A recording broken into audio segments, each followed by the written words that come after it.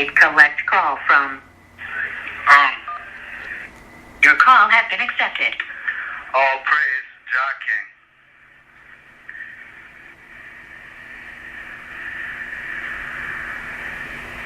At the onslaught of World War II, when Ethiopia was invaded by the Romans in 1935, the European nations did not honor the covenant declared by the League of Nations to come and assist Ethiopia against the aggressor. Not only did they abandon Ethiopia, they assisted the Romans as a shipment of weapons bound for Ethiopia was held up in French Somaliland. It wasn't until these same European nations were threatened by the fascists and their Nazi allies that they decided to fight on the side of Jah Emperor. This decision was, of course, strategic. They knew that if the Romans remained in Ethiopia, they would have secured a foothold in the African continent, a continent that they, particularly the British and French, benefited from the colonization of. A new stronghold amidst their colonies would further weaken their position on the world front and threaten neighboring territory brought under their control. In the book of Genesis, chapter 14, the kings of Shinar, Eleazar, and Elam go to war to defeat the kings of Sodom and Gomorrah. Along with the ransacking of Sodom and Gomorrah, Abraham's nephew Lot was taken captive. Abraham gathered a troop to rescue his nephew, and in the course of battle, recovered the captured people and property of the Sodomites, and sought nothing for himself except his own. And so it was that Abraham was commended by the king of Sodom for his alliance, an event heightened by the blessing of Melchizedek, shortly before Sodom was destroyed by God. Although the nations of the world betrayed Emperor Selassie at the onslaught of the Roman invasion, Jah Emperor did not lose hope in the prospect of alliance.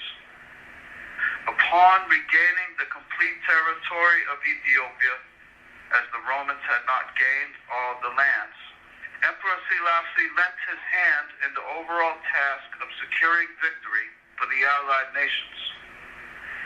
Although an interview reported with His Majesty in 1959 surfaced, where Jah King credited Germany as having assisted Ethiopia the most during the invasion, Jah Emperor assisted the enemies of the Third Reich ultimately to win the war for these allied nations. In perspective, Emperor fulfilled a duty to compensate the British for their support in regaining territory in Ethiopia and for the hospitality provided during his exile. Jah has made himself human to show us that cooperation is sometimes best. We can love others without losing our love for Jah.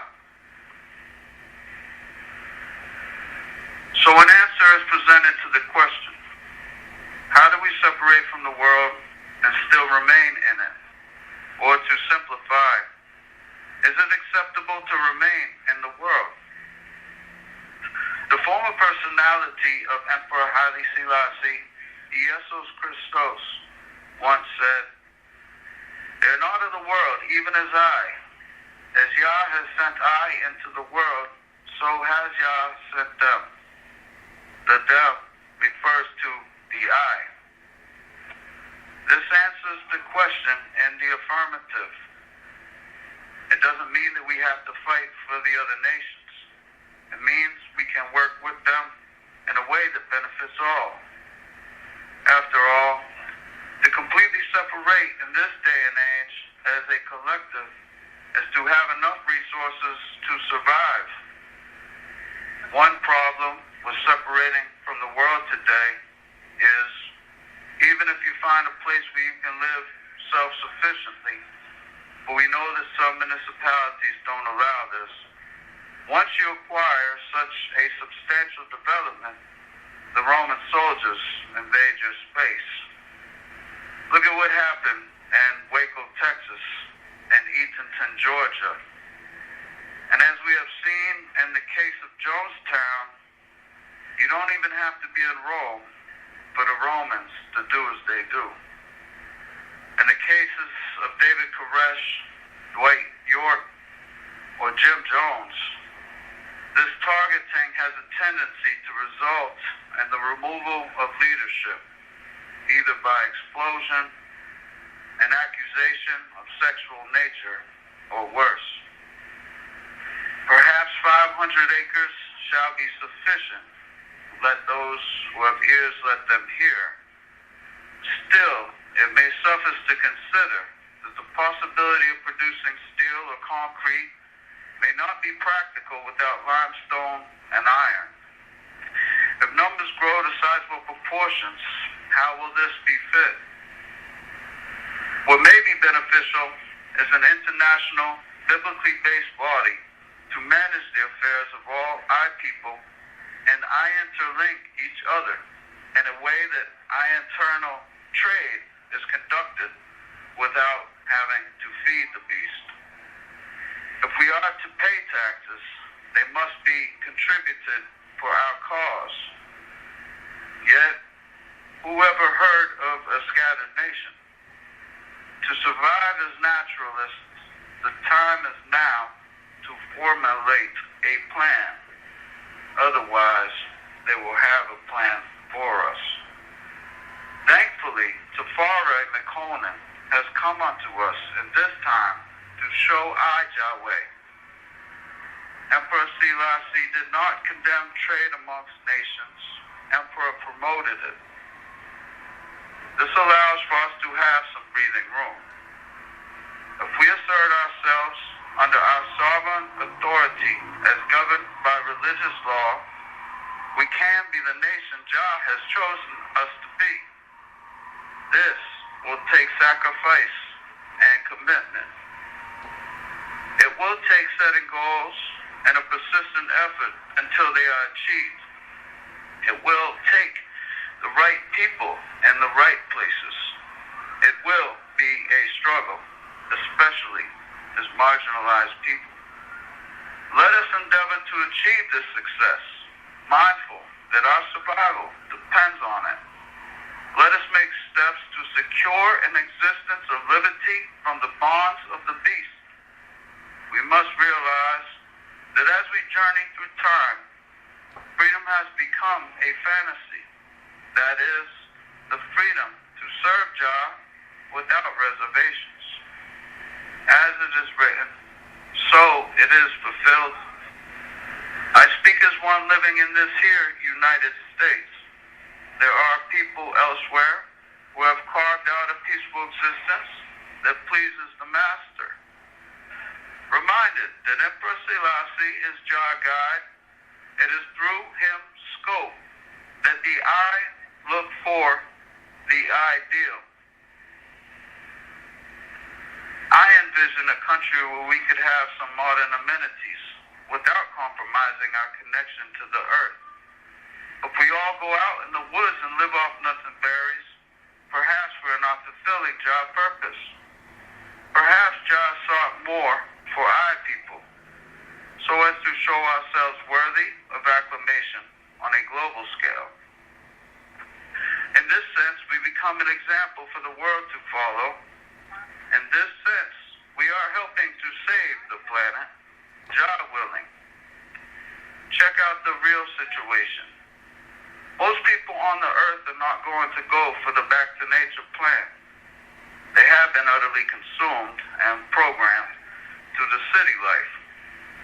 If the eye succeed in building an existence that proves itself capable of development by means of a health-conscious habitation where the quality of life exceeds that of the impoverished masses, we have now brought into view the potential for all nations to serve Jah.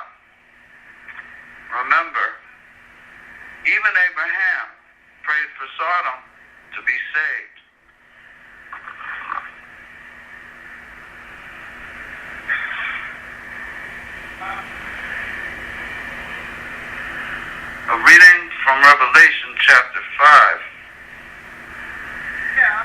others said unto me, Weep not, behold, the Lion of the tribe of Judah, the root of David, has prevailed to open Jah book and loose the seven seals thereof. And I beheld, and lo, in the midst of the throne and of the four beasts, and in the midst of the elders, stood a lamb, as it had been slain, having 7 horns and 7 eyes, the 7 spirits of Jah sent forth into all the earth. And he came and took Jah book out of Jah right hand of Jah one that sat upon Jah's throne. And when he had taken Jah book, the 4 beasts and 24 elders fell down before Jah Lamb, having every one of them harps and golden vials full of aromas, the prayers of saints. And they sung a new song, saying, You are worthy to take Jah book and to open Jah seals thereof. For you was slain and has redeemed us to Jah by Yah blood out of every kindred and tongue and people and nation, and has made us unto our God kings and priests, and we shall reign on Jah earth.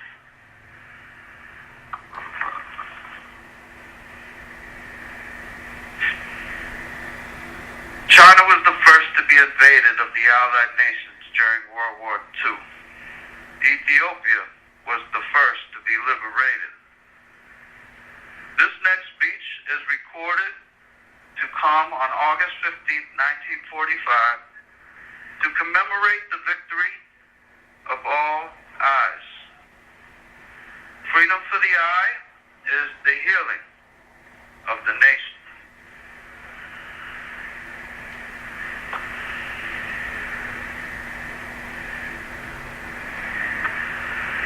Today marks what will perhaps be recorded as the most significant day in world history, for today has at last been brought to account and to a crushing defeat, a worldwide philosophy of aggression against all peace-loving nations. This glorious victory has been won because those peace-loving nations have persisted for long years of tremendous hardships, sacrifices, and determination to achieve freedom, decency, and justice, not for themselves alone, yet for the entire world. It is in This call will be terminated in 2 minutes. that the victory over Japan that started in 1931 with her condemned attack upon our great friend, the Republic of China, and led to the wicked aggression against Ethiopia in 1935 and against Europe in 1939, takes on its deeper significance for world history. We have today reversed the policy of expediency at the expense of our international justice. Today, the victory we now celebrate represents not only the triumph over Japan, not only the triumph over those united forces in Europe, who were part and parcel of the same struggle, yet also a triumph of the principle of collective security declared in the Charter of the United Nations, signed as This call will be terminated in 1 minute. Nevertheless, at this solemn moment in history, our hearts turn in grief and tender reflection to those families throughout the world who have sacrificed their most cherished possessions, their husbands and sons, that justice might triumph. This victory has been achieved at the cost of lives, suffering, and treasure that have never before been equaled. It has also recorded the bravest and most heroic deeds and actions of modern times. In history will ever be remembered the battlefields of Alamein, of Stalingrad, of Anzio, of Normandy, of Iwo Jima, and Okinawa. Ethiopia, with the other United Nations, and more than most, has contributed to her maximum efforts to the attainment of that victory. She will, with all others as well, remain eternally grateful to the British Empire for her aid in liberating Ethiopia, and during those dark hours of 1940 and 1941, in carrying on alone the war for the defense of goodwill and liberty, and to the Soviet Union through immense heroic acts for having annihilated the vast Nazi armies in the East, and finally to the United States for its great sacrifices in men and wealth, who with the combined forces of Britain and the Soviet Union made possible the invasion of Europe, and by a series of brilliant naval and air victories achieved the defeat of and victory over Japan.